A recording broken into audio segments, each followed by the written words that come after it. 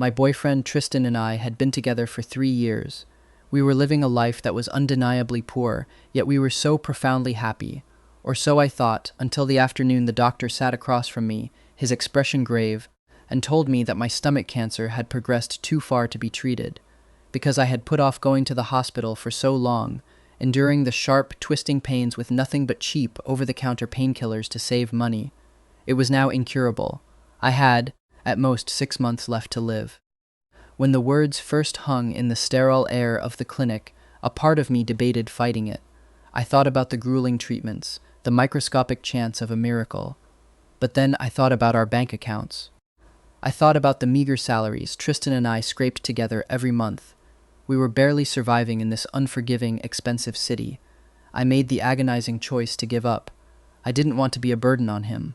I refused to drag our fragile little family down into an abyss of medical debt. I just wanted to spend my final fading days wrapped in his warmth. When we had come out to our respective families 3 years ago, both of us had been disowned. Without a single cent of help from our parents, Tristan and I were surviving on a combined income of maybe $3,000 or $4,000 a month. It was grueling. We skipped meals, we walked in the freezing rain to save bus fare, we scrimped and saved every penny. But we were content. We just wanted to build a better future for each other. Thinking about those nights, huddled together under a thin blanket, whispering promises in the dark, brought a bittersweet smile to my face. The hospital was a few miles from our tiny apartment. To save the $2 bus fare, I decided to walk home. As I passed through the city's high-end luxury shopping district, a place we never dared to linger, I saw a figure through the pristine glass of a boutique. He looked exactly like my boyfriend, but this man wasn't wearing the faded, thrift store clothes I washed by hand every week. This man was draped in a custom-tailored suit that practically radiated generational wealth. My heart hammered against my ribs as I stepped closer, hiding behind a marble pillar to watch. It was him. It was my Tristan. He was down on one knee, gently slipping a designer shoe onto the foot of a breathtakingly handsome young man. The young man giggled, playfully ruffling Tristan's hair, pouting his lips like a spoiled, adored child. Then, with a casual wave of his hand, Tristan instructed the breathless staff to wrap up the entire new seasonal collection. Even through the glass, I could read the clerk's lips, and I saw the digital display on the register. The total was well over $10,000. I stood frozen, taking in every impossible detail: the familiar mole behind his left ear, the slope of his shoulders, his profile. It was unmistakably the man I slept next to every night. Suddenly, a violent cramp twisted in my ruined stomach, and a sharp, prickling sensation flooded my eyes. An indescribable wave of emotion crashed over me. I felt pathetic, ridiculous, pitiful, and entirely comical all at once. What could I even do? Burst through those heavy glass doors and scream at him?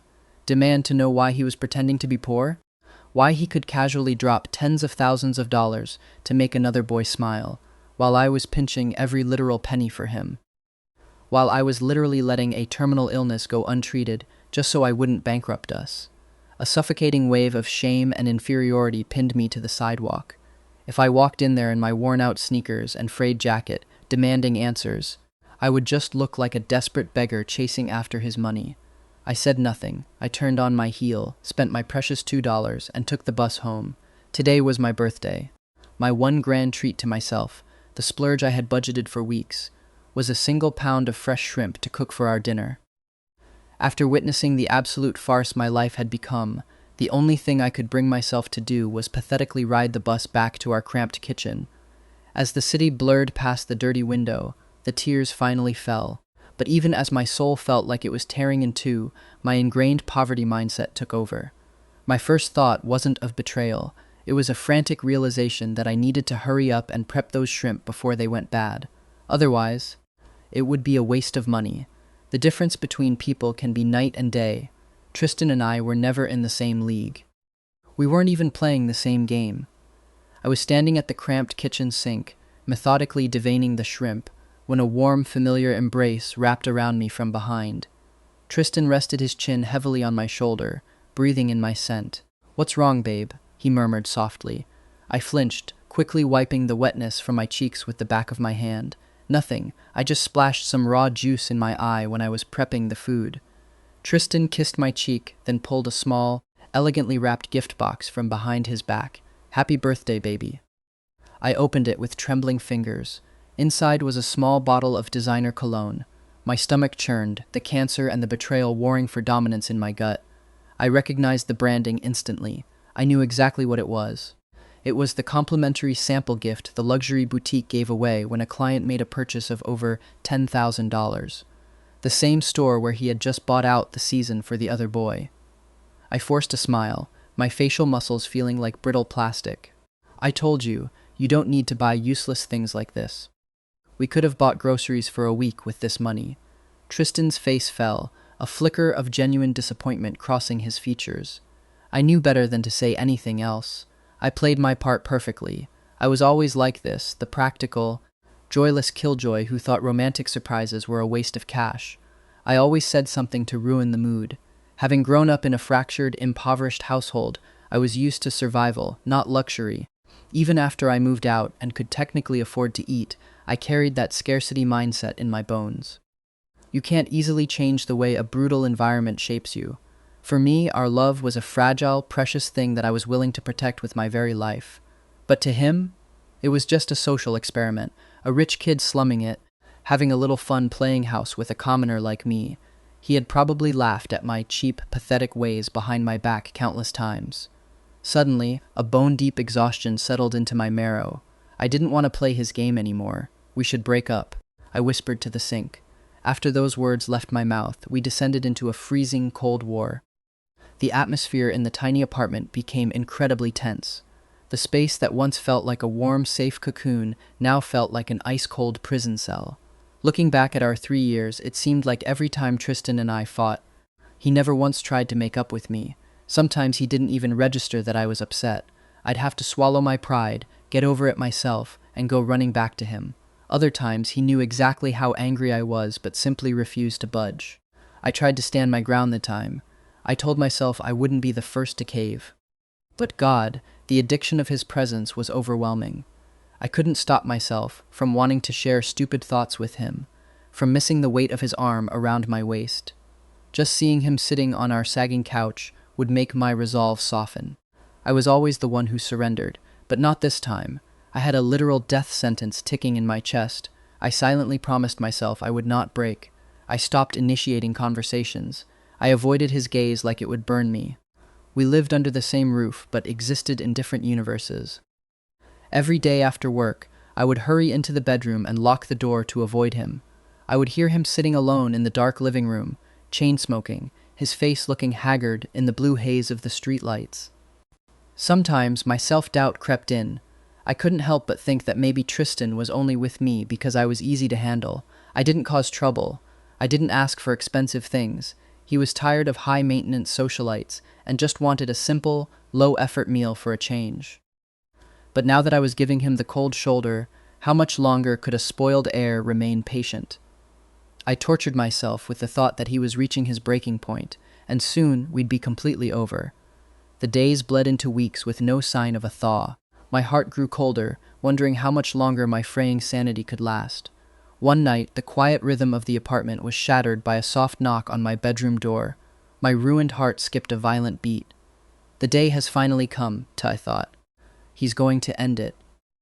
"I know you're not asleep." Tristan's voice drifted through the thin wood. It sounded low, hoarse, almost desperate. "Can we please talk?" I didn't answer. I just pulled the thin blanket tighter around my shivering body as hot tears soaked silently into my pillow. Tristan stood outside that door for a long time, so long that the silence stretched into an eternity, and exhaustion eventually pulled me under. But he came in at some point during the night. I woke up to find him holding me from behind, just like he had on countless nights before. He buried his face in my neck, pressing gentle, lingering kisses against my skin. Then I felt it. A cold drop of liquid landed on my shoulder. It was Tristan's tear. That single drop of water was the trigger that broke the dam. My own tears flooded out hot and fast, soaking the sheets. I have to admit, I am a coward. I had poured all the love, energy, and hope of my miserable life into this man. I simply didn't have the courage to leave him. It was too painful. Maybe this is just how it has to be. I reasoned wildly in the dark. No matter what he's hiding, I can't leave him. The pain of separation was so intense it felt like my lungs were collapsing. like I had completely lost the will to live the few months I had left. Even if loving him was like drinking poison to quench a dying man's thirst, maybe it would make the bleak, terrifying end of my life a little less unbearable. After that night, we made up. The ice thawed on the surface, but I knew the truth. Once you see the cracks in the foundation, the house is never truly safe again. I tried my absolute best to ignore the invisible chasm between us. I went back to waiting for him to come home from his tiring job at the warehouse. Or rather, I went back to waiting for him to finish playing his high society life, change back into his thrifted costumes, and rejoin the sick reality TV show he was starring in with me. I continued to make dinner, forcing a warm domestic smile onto my face every evening, but Tristan wasn't stupid. He noticed the strange, hollow distance in my eyes since my birthday. Finally, he couldn't take the polite acting anymore. "Asher, how long are you going to keep this up?" he snapped one evening, tossing his chopsticks onto the table. "You wanted to break up on your birthday, and ever since, you've been walking around with this pathetic, sour look on your face. You're awkward around me. You barely touch me," he scoffed, crossing his arms. "Is it because I didn't buy you that designer cologne you were looking at on your phone?" The blood drained from my face, leaving me dizzy and nauseous. After seeing them at the mall that day, I had frantically searched online for the prices of the shoes and suits he had bought. I knew absolutely nothing about luxury brands. I just wanted to see exactly how much he had spent on that other boy, constantly, obsessively comparing my worth to his. Tristan must have seen my search history and assumed I was dropping hints for expensive gifts. For a long moment, I didn't know what to say. I felt like a hermit who had been isolated for so long I had forgotten the mechanics of speech. I opened my mouth, but only a dry gasp came out. I simply placed the bowl of cheap soup on the table, turned away, and continued to clean the kitchen. My silence infuriated him. He interpreted it as a gold digger's silent treatment. Swearing under his breath, he grabbed his jacket and slammed the front door hard enough to rattle the windows. Later that night, panic set in. The familiar toxic cycle began. I called him, once, twice, 10 times. He never picked up. Before I found out the truth, if Tristan didn't answer my first call, I would never dare call a second time, terrified of bothering him or being entirely too clingy. But now I was spiraling. I acted like a desperate, discarded ex waiting for a crumb of attention from a husband who had already moved on. I dialed his number over and over, waiting for him to finally lose his temper, answer the phone, and tell me to drop dead. I was actively begging for the death sentence. I no longer wanted to be tortured by 1,000 paper cuts. I wanted the guillotine. I never got a call back from Tristan, but my phone did ring the next morning. It was my stepbrother, Leo. My biological father and my stepmother had just been killed in a horrific head-on car collision on the highway. Now, the only one left at my childhood home was Leo, who was barely finishing his senior year of high school. Leo was my stepmother's son from a previous marriage. We shared no blood, and growing up, I felt nothing but cold resentment toward him. He and his mother's arrival into our home had shattered my already fragile childhood. I was pushed aside, ignored, and treated like an inconvenience in my own house. I numbly packed a bag and took the grueling 10-hour bus ride back to my small hometown for the funeral. The reading of the will was a masterclass in cruelty. My father left the entire house, the only asset of value to Leo. I, his biological flesh-and-blood son, got absolutely nothing. Yet, in the twisted logic of my vulture-like relatives, because I was the adult biological son, I was expected to shoulder the massive financial liability from the car accident, which was deemed entirely my father's fault. I had always believed that if I could just escape that suffocating town, I could outrun the mess of my bloodline forever. It was Tristan who had originally given me the courage to cut ties with my toxic family. That was why, even though our life in the city was grueling, I had taken out a massive, high-interest personal loan to put a down payment on our tiny apartment. I wanted to build a sanctuary with him. Tristan had held me tightly back then, kissing the crown of my head, telling me not to be afraid. He promised he'd be my shield, that I'd never have to face my ghosts again. But reality was currently slapping me across the face. Because I shared the same cursed blood as the man in the casket, I could never truly escape. Standing in the funeral parlor, I felt like I was drowning in wet concrete. The shrill, demanding voices of my aunts and uncles were swallowing me whole. Suddenly, someone grabbed my wrist. It was Leo. My relatives immediately shoved the teenager toward me, their faces plastered with sickeningly fake smiles. They told me it was my sacred duty to take care of my little brother. These were the exact same relatives who 3 years ago had spat at my feet and called me a disgusting freak for being gay. Now, terrified that the financial burden of raising a teenager would fall onto their shoulders, they were suddenly praising my maturity and responsibility, eagerly pushing him onto me. I violently shoved Leo away. "He is not my brother," I snarled, my voice echoing in the quiet hall. "I have nothing to do with this family anymore. His dad left him the house, so he should be the one to sell it and pay off the blood money. It has nothing to do with me." Even as I spewed the venom, I knew deep down that I couldn't run. The law might not force me, but the guilt would. Hearing my harsh words, a frantic, grief-stricken woman rushed out from the back of the parlor and threw herself at me, clawing at my shirt and screaming. From her hysterical sobbing, I pieced together that she was the widow of the man my father had crashed into. Her husband was dead, and her 6-year-old child was currently in the ICU, desperately needing compensation money for emergency surgery to survive. 10 minutes ago, I had firmly planned on forcing Leo to sell the house to pay the debt. If it wasn't enough, that would be his problem. But looking into the crazed, desperate eyes of a mother fighting for her dying child's life, my resolve shattered. Leo tearfully pulled the woman off me, using his own body to shield me from her blows. I pushed him again. Harder this time. "Don't pretend to be the good guy here," I spat, my vision swimming. "I'm not going to raise you. I have nothing." But the boy didn't back down. He wasn't angered by my hostility. His young face was twisted in profound guilt.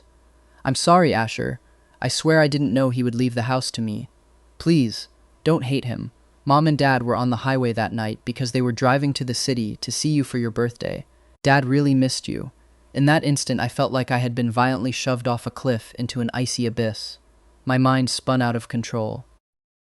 They had used the cruelest, most vicious words in the world to drive me away 3 years ago, and now they were stabbing me from beyond the grave with emotional knives, making it entirely impossible for me to walk away with a clear conscience. A dark, rotting part of my soul even started to hate Tristan. If he hadn't lured me in with his perfect smiles and empty promises of forever, if he hadn't given me the false courage to cut ties, I wouldn't have left. My dad wouldn't have been driving through the night to try and reconcile with me on my birthday. An innocent father wouldn't be dead, and a little girl wouldn't be bleeding out in an ICU. But as quickly as the blame surfaced, I crushed it. I was keenly aware that I was the only one at fault. I was lured in by Tristan because I was weak, starved for affection, and had pinned every desperate hope for love onto him. I deserved to be deceived. I deserved to be left alone in the mud. My dad probably did love me, in his own broken, emotionally stunted way. His pride and awkwardness had caused me unspeakable pain, but in the end he tried. He likely left the house to Leo, because Leo wasn't his blood relative, hoping a legal loophole would protect the asset from being seized by creditors while leaving me free. But the plan failed, and I still couldn't forgive him for the wreckage he left behind. I don't remember how I numbly arranged the rest of the funeral. I saw off the hypocritical guests with hollow eyes. I didn't bother speaking to Leo again. I have to admit, even in death, I couldn't get over my childhood jealousy of him. He got the father I always wanted. I left my hometown and returned to the city. I immediately quit my stable, respectable, but low-paying office job. With a 6-month expiration date on my life and a $10,000 surgical bill for an innocent child hanging over my head, I had no time for a career. I started working 4 brutal manual labor jobs a day. I was a waiter at a shady underground karaoke bar at night, a mover on the weekends, and a food delivery driver during the day. I survived on 3 plain steamed buns and tap water every day. The cancer was ravaging my body, eating away my muscle and stamina, but I pushed through the blinding pain. In the final grueling days of my life, I no longer had the emotional or physical energy to deal with Tristan's games. I just wanted to earn enough blood money to pay off the life I was now responsible for. All a dying person truly wants in this world is to leave with a clear conscience. One night, while I was balancing a tray of expensive liquor as a waiter at the high-end section of the karaoke bar, my world collided with his again. I pushed open the heavy, soundproof door to a VIP private room to deliver their order. The room was bathed in dim, flashing neon lights, smelling intensely of expensive cigars and imported alcohol. Sitting dead center on the leather sofa was Tristan, He was surrounded by a circle of wealthy, elite heirs who were aggressively pressuring a beautiful young man to take a shot of pure whiskey. It was the boy from the shoe store, Sebastian, and Tristan, acting the perfect, fiercely protective knight, was physically shielding Sebastian, taking the drinks for him, laughing smoothly with his rich friends. As I set the tray down, the neon lights swept across my face. Our eyes met in the reflection of the glass table. It had been a month since I had packed a bag and left our apartment without a word. He looked stunned. His confident smirk vanished, replaced by a flash of genuine panic and nervousness. He half stood, opening his mouth to speak. I immediately lowered my gaze, deadening my eyes. I treated him exactly like any other anonymous wealthy patron. I bowed respectfully, turned on my heel, and quietly left the room. The moment the heavy door clicked shut behind me, a physical, insurmountable wall was drawn between us. We belonged to two different worlds, and this door was the border. But fate wasn't done torturing me. During my break, my burner phone rang. It was the widow. She was hysterical, screaming that the hospital was threatening to stop treatment. Her daughter couldn't wait any longer. The surgery had to happen tomorrow, and they needed a $10,000 down payment immediately. Filled with a crushing, suffocating guilt, I promised her I would wire the money by morning. I stood in the grimy alley behind the bar, watching the glittering city traffic flow by. I was 20-something, dying of cancer, drowning in debt, and I suddenly realized I had absolutely no one in the world to turn to. With trembling, bloodless fingers, I dialed Tristan's number. He answered on the first ring. The line was deathly silent. We listened to each other breathe for a long, agonizing minute. Finally, swallowing my last shred of human dignity, I spoke. "Tristan, please, can I borrow $10,000? A sharp, cruel scoff echoed through the receiver. Wow. Asher, is that really all you have to say to me after a month? Tristan's voice dripped with absolute venom and condescension. If you're just going to call me for cash, you might as well go kneel on the street and beg. Click. He hung up. The dial tone shrieked endlessly against my ear. At this point, I realized he was right. I wasn't much different from a beggar. After I found out his secret, he never once offered an explanation. It seemed like every single time I brought up money, our budget, the rent alone, he became wildly defensive and sensitive. Why could he effortlessly drop a fortune to make Sebastian smile, but be so violently guarded with me? He treated me like a gold-digging rat trying to steal his cheese. In his eyes, because I was born poor, I was inherently greedy and manipulative. He had to test me, guard against me, and put me in my place. When I walked back inside, completely numb, the club manager cornered me in the hallway. "You're fired," he spat, shoving me backward. I stared at him. "What? Why? Give me my paycheck." The manager sneered, a cruel glint in his eye. "I don't owe you a dime, trash. You don't know your place. Mr. Tristan is a VIP. A nobody like you shouldn't be looking at him like that, let alone trying to scheme your way into his bed. Get rid of your foolish ideas and get the hell out of my club." Tristan had ordered him to fire me. Desperation clawed at my throat.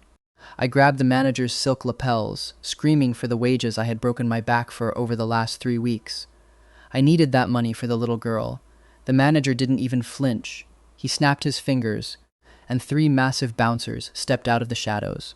They dragged me into the alley behind the bar. I was beaten mercilessly.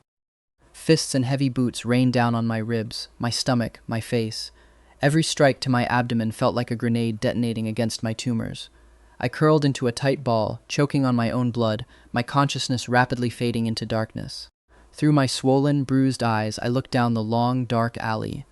Under the warm glow of a street lamp, I saw Tristan. He had his arm wrapped gently around Sebastian's waist, carefully helping the slightly tipsy boy into the back of a sleek, black Bentley. He was murmuring softly, a tender, loving smile on his face. This was the first time I looked at Tristan's face without a single trace of heartache, love, or softness. All I wanted to do was drag myself over there and claw his eyes out. I wanted to scream, to return every ounce of injustice and agony I had suffered because of him. I hated him with a passion that burned hotter than the cancer inside me. Why did he get to play God with my life just because he was born into money?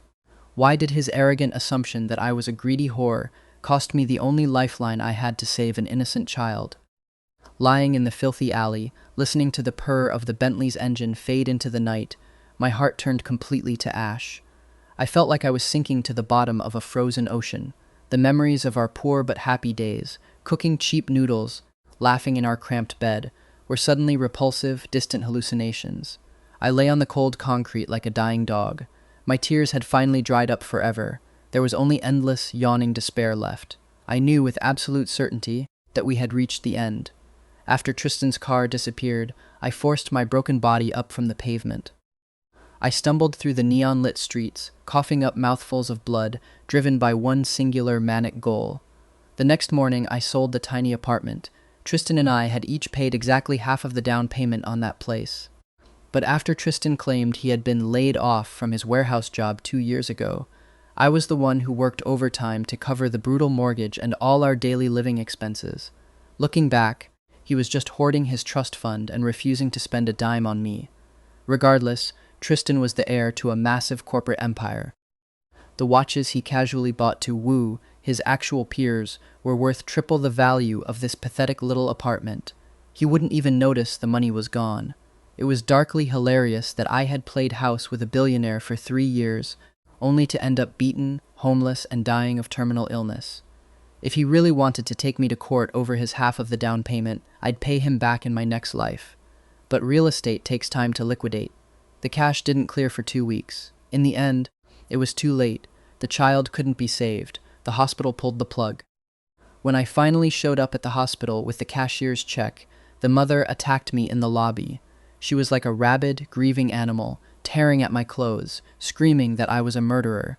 The security guards had to pry her off me, and the police were called. Because she caused a massive disturbance and assaulted me, they threw us both in a holding cell at the local precinct to cool off. The desk sergeant told me I needed a family member or friend to verify my identity and bail me out. I sat on the cold steel bench, scrolling through my phone's contact list. I stared at the screen until my vision blurred. I didn't have a single person in the world I could call. I was a ghost. Suddenly, my phone buzzed in my hand. It was Tristan. My damaged heart involuntarily jolted, a pathetic reflex I couldn't control. I answered, pressing the phone to my bruised ear. Before I could breathe, his voice lashed out, cold and furious. "You sold the apartment? Are you out of your mind, Asher? You steal my property the second you need cash?" I bit my severely cracked lips so hard it split open again. I said nothing. He didn't speak either, just breathed heavily, waiting for me to beg or justify myself. It wasn't until my mouth was entirely filled with the metallic taste of my own blood that I mumbled into the receiver. I sold it. I needed the money for... Click. He hung up before I could finish the sentence. I wanted to tell him I would pay him back. I wanted to tell him I was bleeding in a jail cell. I wanted to tell him about the dead little girl. Deep in the most pathetic, broken recesses of my mind, I still desperately wanted to seek comfort in his arms, but he didn't listen. He just hung up. Even after being abandoned, humiliated, and beaten because of him, in my absolute darkest moments, I still longed for the illusion of the man I loved. I am so unimaginably pathetic, I thought, sliding down the concrete wall. The small cell smelled of piss and damp mildew. Water seeped through the cracks in the stone. I huddled in the corner, my emaciated body shaking violently as a fever spiked. My illness surged in the harsh, freezing environment. The pain in my stomach was no longer an ache. It was a serrated hunting knife, twisting mercilessly inside my organs. Every breath felt like inhaling crushed glass. I curled into a fetal position, praying for death to hurry up. Loneliness and despair were my only cellmates. I just stared blindly into the dark. Hours later, the heavy iron door clanged open. "You're out, kid," the guard grunted. I stumbled into the harsh fluorescent light of the precinct lobby. Standing by the front desk, looking terrified but resolute, was Leo.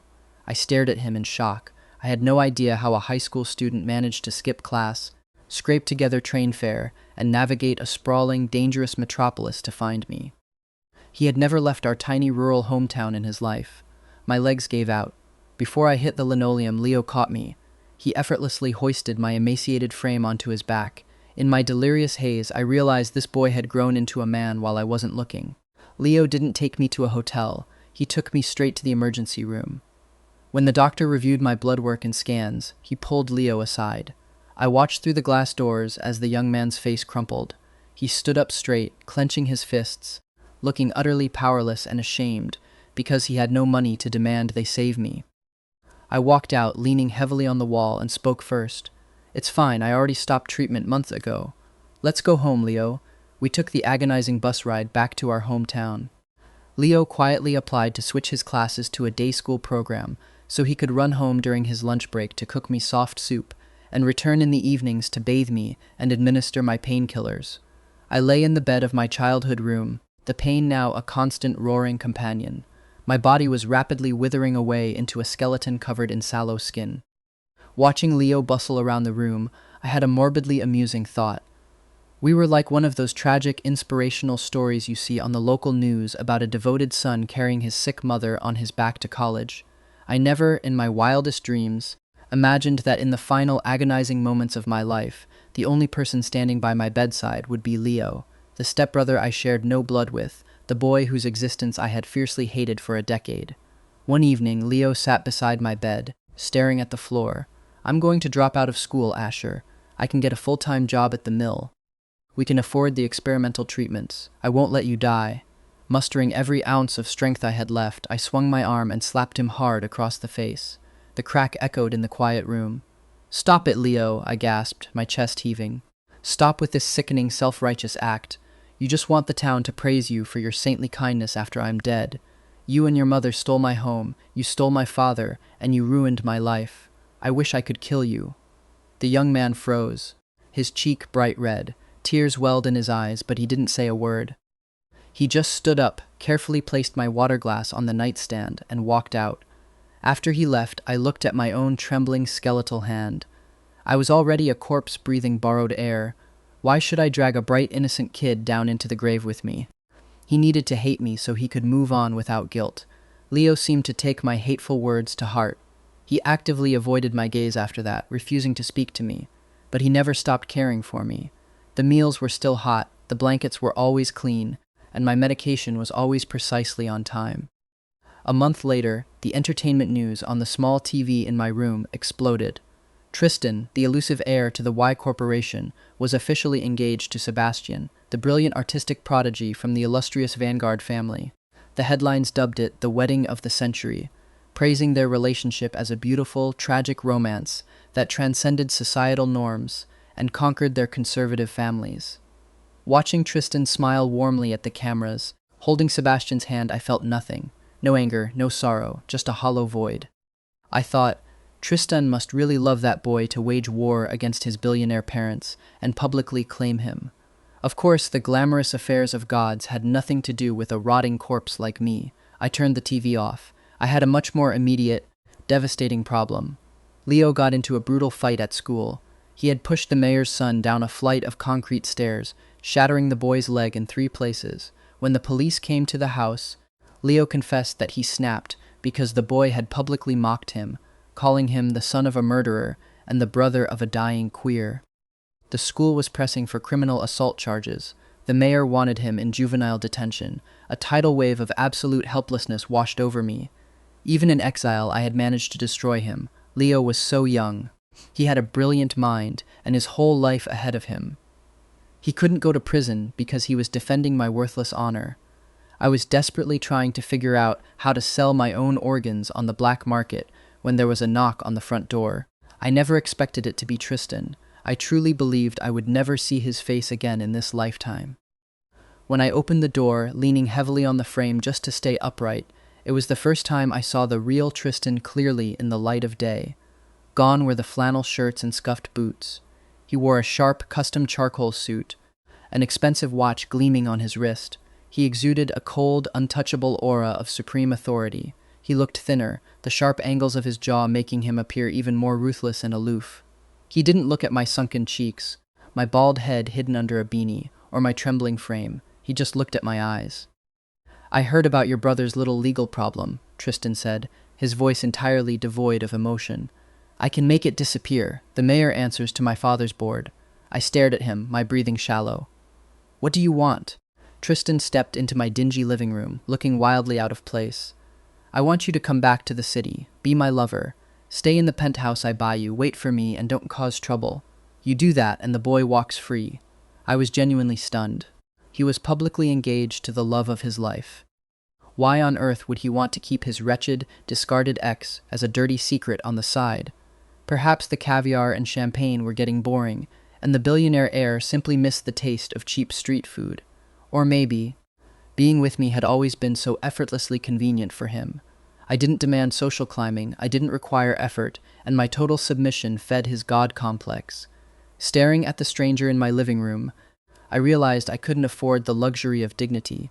My body was broken, my life was over, but Leo's was just beginning.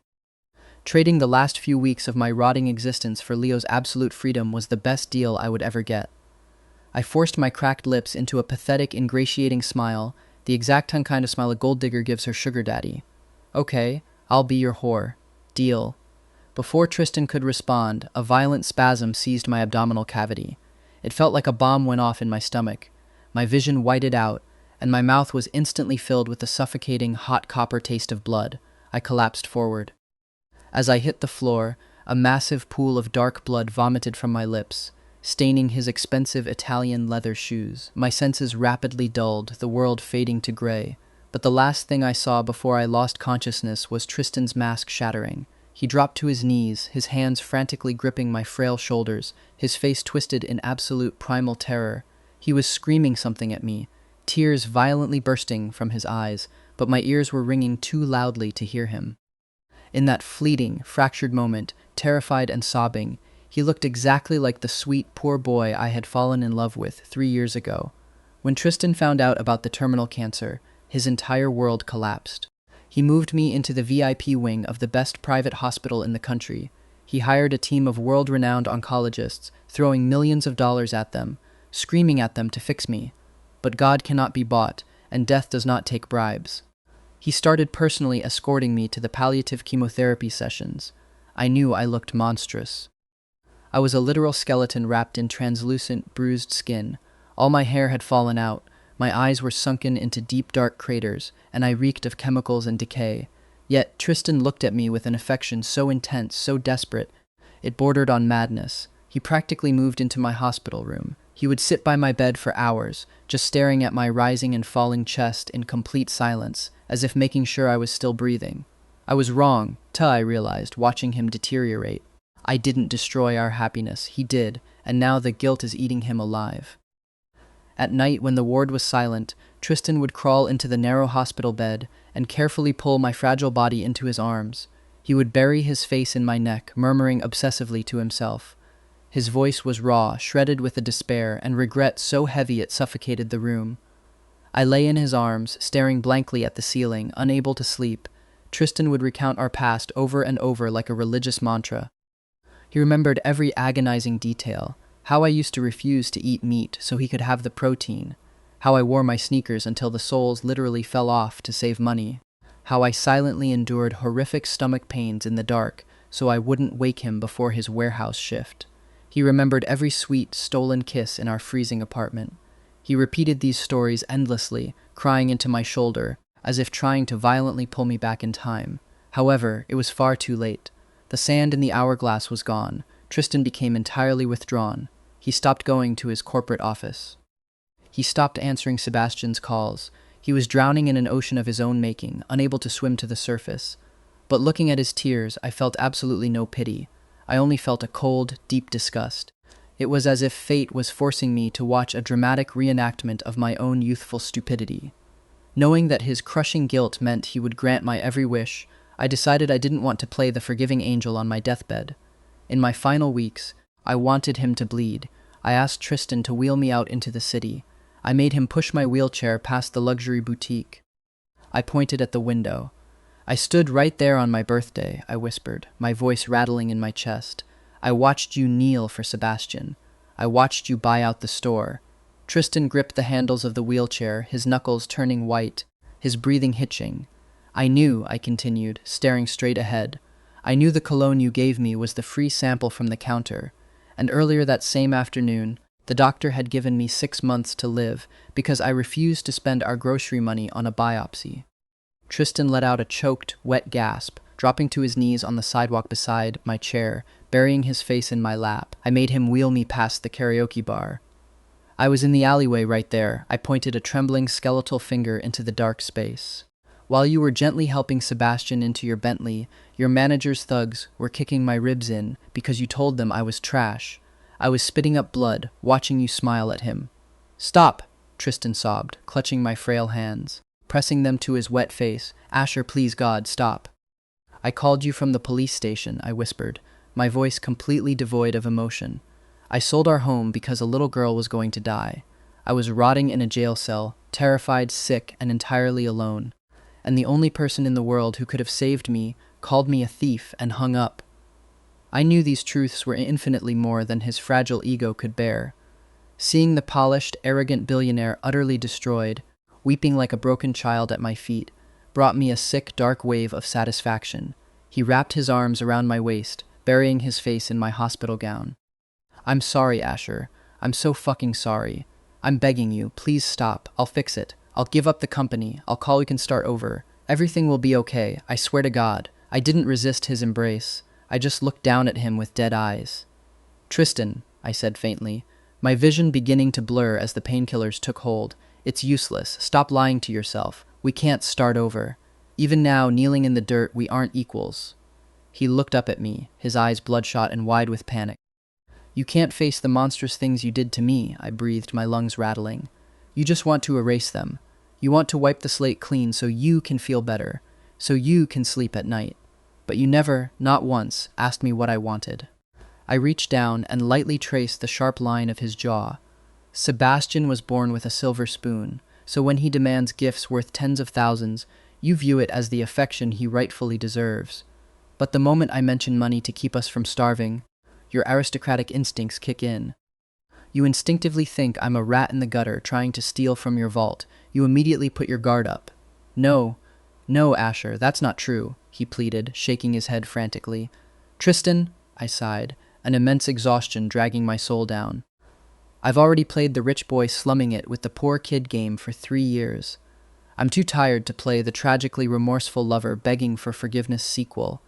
The truth is, you always knew we didn't have a future in the light. I was only ever meant to be your dirty little secret, a pet kept in the dark." My eyelids were incredibly heavy. The city noises were fading into a low hum.